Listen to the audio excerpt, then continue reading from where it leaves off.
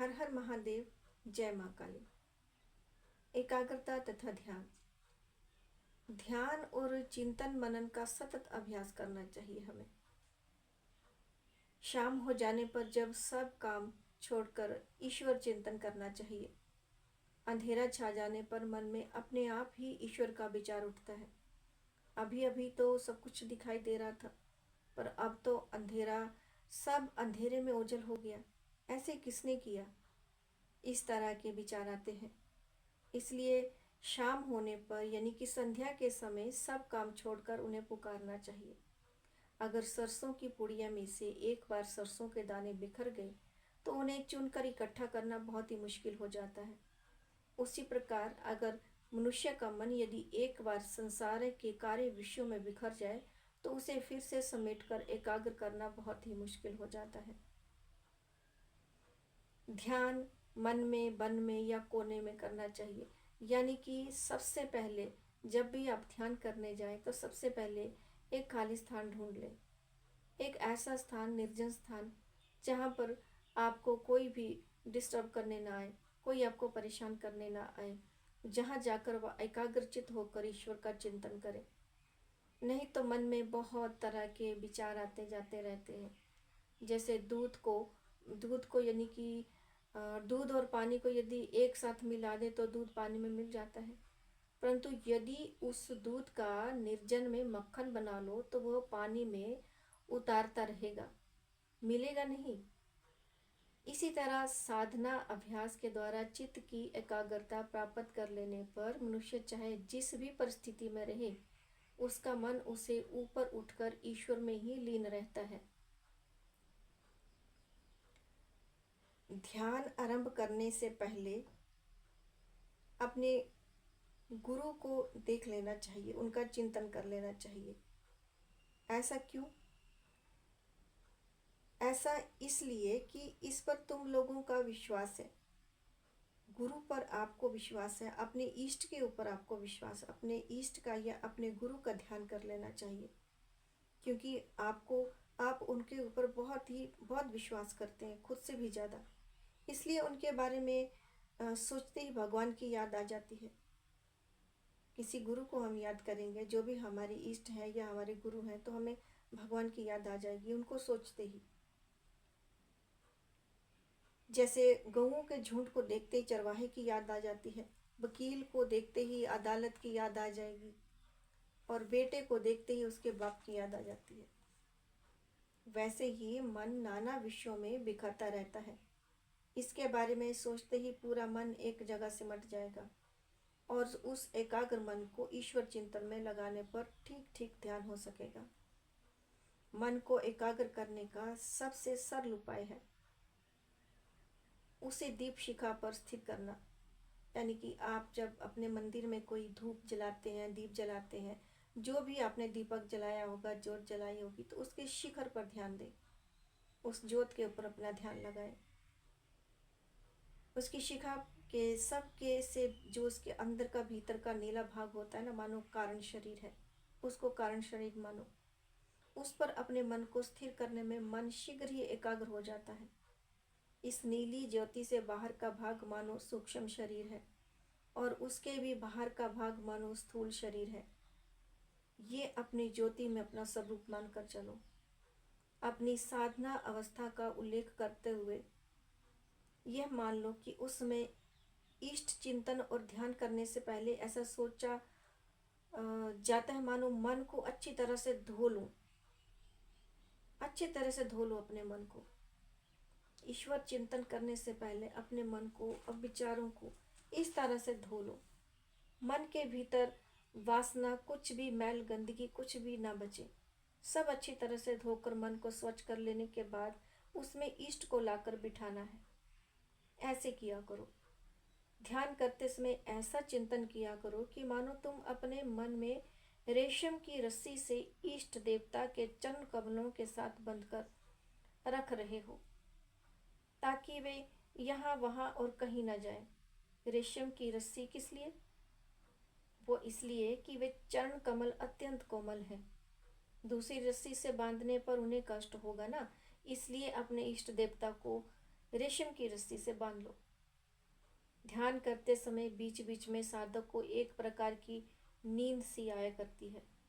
शुरू शुरू में जब हम ध्यान करते हैं, कोई मंत्र जप करते हैं, तो हमें ऐसा मालूम मालूम होता है कि हमें बहुत ही नींद आ रही है, सिर भारी होता है, आंखें भारी हो जाती हैं। आंखों को खोलने की कोशिश भी करते हैं तो भी वो बंद होती है और झटका लगता है, हमें नींद आती है। उसे योग निद्रा कहते हैं। इस अवस्था में कई साधकों को ईश्वरीय रूपों को भी दर्शन हो जाते हैं, अपने इष्ट के भी दर्शन हो जाते हैं। इसी अवस्था में सात्विक मनुष्य किस प्रकार ध्यान करता है जानते हैं आप? वह गहरी रात में, रात के समय, और उसमें अपना बिछोना बिछाकर उसमें बैठकर आसन लगाकर ध्यान किया करता है, ताकि उसे कोई जान ना पाए। बिल्कुल एकांत में, अंधेरे में एक दीप जलाकर वो बैठ जाता है आसन लगाकर। सबसे अलग, इस समाज से, दुनिया से, रिश्तेदारी से, सबसे कट के अपने इष्ट के सामने बैठ जाता है। इष्ट में बिल्कुल ही एक रूप हो जाओ, बिल्कुल एक रूप हो जाओ, उसमें गल जाओ बस। मन में स्थिर होने पर श्वास स्थिर हो जाता है, कुंभक हो जाता है। यह कुंभक भक्ति योग के द्वारा भी होता है। तीव्र भक्ति से भी श्वास स्थिर हो जाता है।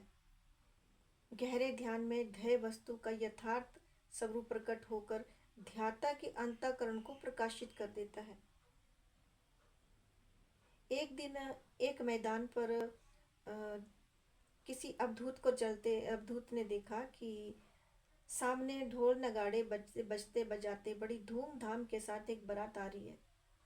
पास ही में एक बहेलिया जो हाथ था वो बिल्कुल एकाग्रचित होकर एक चिड़िया पर निशाना साध रहा था।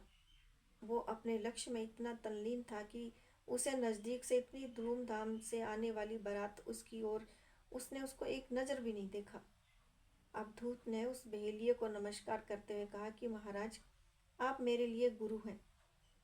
जब मैं ध्यान करने बैठूं तब मेरा मन भी इसी तरह से उसी वस्तु पर एकाग्रचित रहे, अपने इष्ट के ऊपर। यानी कि जैसे एक आदमी मछली पकड़ रहा था तो अवधूत ने उसके निकट जाकर पूछा, भाई मुझे इस जगह पर जाने का रास्ता बता दीजिएगा, ये रास्ता कौन सा रास्ता हो सकता है, मुझे इस जगह पे जाना है।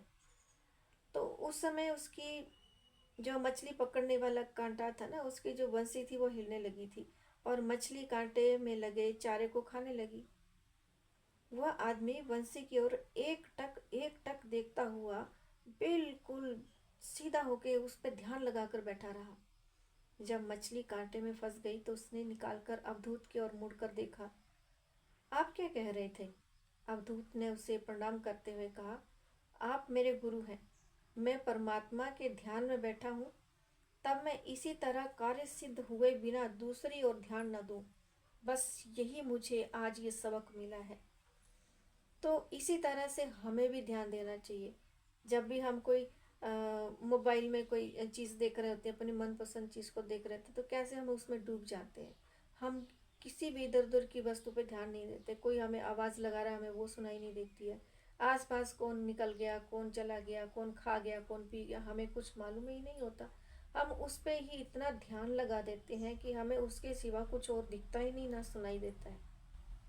इसी तरह से हमें अपने इष्ट में, अपने भगवान में भी इसी तरह से ध्यान लगाना होता है, एकाग्रचित होकर।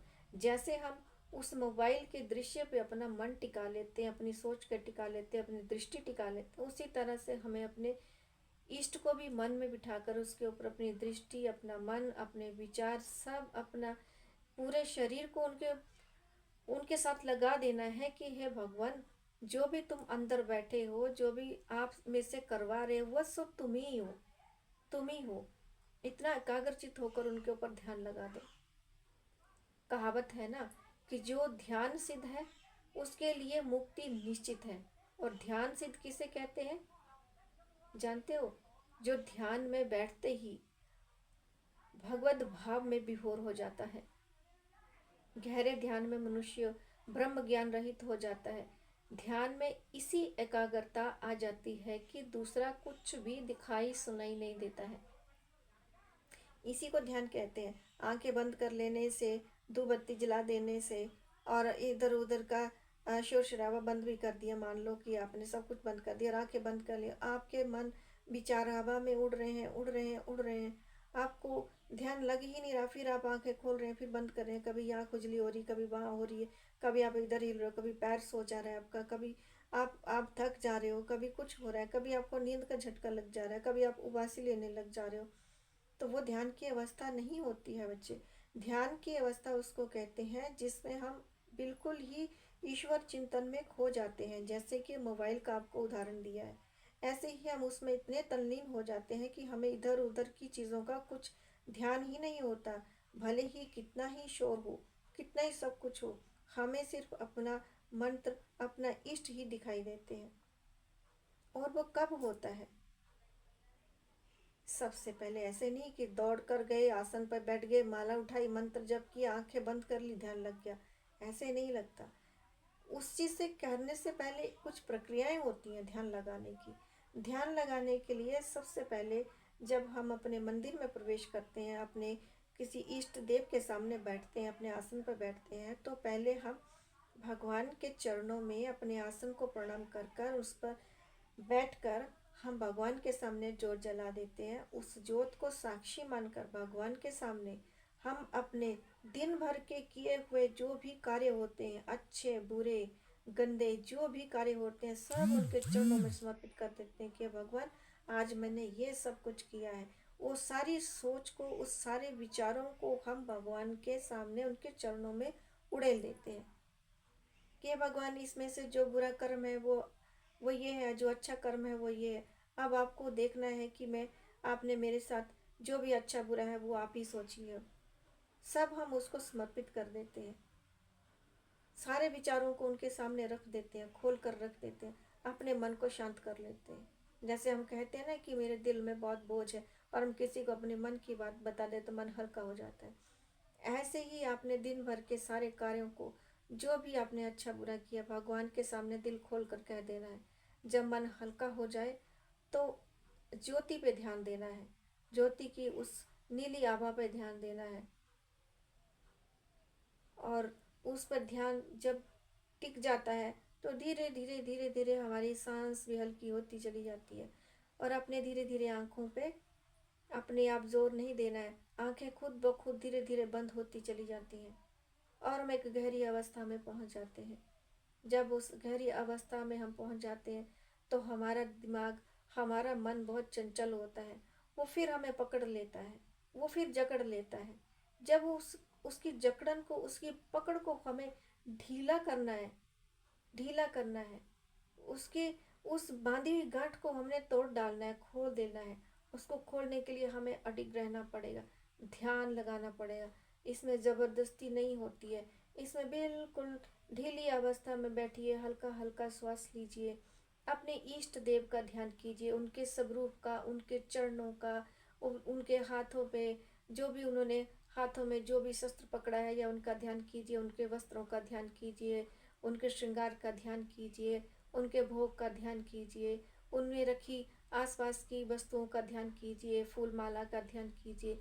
इसी तरह से आप ध्यान करते करते करते करते धीरे धीरे धीरे धीरे आप जब भी आप फिर मंदिर में जाएंगे, अपने पूजा गृह में जाएंगे, बैठेंगे, ध्यान करेंगे, और जब ये प्रक्रिया आप बार बार दोहराओगे तो एक समय ऐसा आएगा कि स्वतः ही आपका ध्यान लगना शुरू हो जाएगा। और उसी ध्यान की अवस्था में आपको योग निद्रा भी आएगी, उसी योग निद्रा में आपको अपने इष्ट के दर्शन भी होंगे। जो ध्यान करते हुए इस मगन हो जाता है ना, उसके सिर पर चिड़ियों के बैठने की भी समझ नहीं होती, वही ठीक ठीक ध्यान होता है। ध्यान गहरा होने पर इंद्रियों के सभी कार्य बंद हो जाते हैं, मन की बहिर्मुखी वृत्ति एकदम रुक जाती है, मानो घर की बाहर का दरवाजा कोई बंद कर गया हो। इंद्रियों के पांचों विषय, शब्द, स्पर्श, रूप, रस, गंध बाहर ही पड़े रह जाते हैं, वो हमें छू भी नहीं पाते। पहले पहले ध्यान के समय इंद्रियों को सब विषय सम आते जाते रहते हैं, परंतु ध्यान के गंभीर होने पर फिर भी वो कहीं टिक नहीं पाते, बाहर ही पड़े रहते हैं। तुम चाहे जिस भी मार्ग से जाओ, मन के स्थिर हुए बिना योग नहीं होता। मन योगी के वश में होता है, योगी कभी मन के वश में नहीं होता। ये ध्यान रखना। हर हर महादेव। जय माँ काली।